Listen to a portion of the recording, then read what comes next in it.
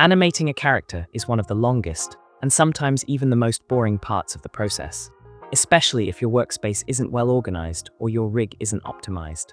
One of the most common issues when animating in Blender involves the use of unoptimized shape keys. Let me explain. Normally, to animate a shape key, you need to go into the Object Data Properties panel, find the key you want to animate, set a value, and then keep adjusting it as needed.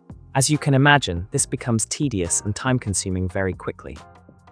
But what many people don't know is that you can actually control shape keys directly from the viewport in Blender using drivers and a couple of constraints. And that's exactly what we're going to look at in this video. Alright, let's jump in.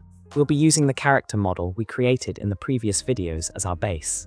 First, press Shift+A to add a single bone and move it to wherever you want to place your controller. Next, select the mesh, go to the Object Data Properties panel, pick the shape key you want to control from the viewport, right-click on its value and choose Add Driver. A small window will pop up. Here, S what you need to change. Set scripted expression to averaged value. Under Object, select your armature. For the bone, choose the one you just created. Choose the axis you want to use, X, Y, or Z in this case, we'll use Y. And most importantly, change world space to local space. Now, if you go into pose mode and move the bone along the Y-axis, you'll see the shape key start to activate. But we don't want it to activate randomly, we want to control the range. So go back to the shape key, right-click again, and this time choose Edit Driver. This brings us back to the previous window, but we're not done yet. Click Show in Driver Editor, and open the small drop-down menu to select your shape key again. On the right-hand side, we're going to add a modifier, choose Generator. Now you can tweak the two values until you're happy with how it behaves. A quick tip, using negative values will invert the direction of the movement. Once that's done, you'll notice that moving the bone now affects the shape key more or less depending on the values you've set. Right now, the bone can move infinitely, which obviously isn't ideal.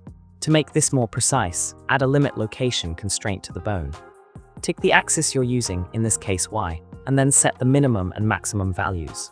The minimum should be 0, and the maximum should match the bone's position when the shape key is fully activated. Once that's done, reset the bone to 0, and make sure to switch from world space to local space. And just like that, your shape key is ready to animate directly from the viewport. If you want to go even further, you can parent this to your main rig and control everything together, or even customize the shape of the controller bone.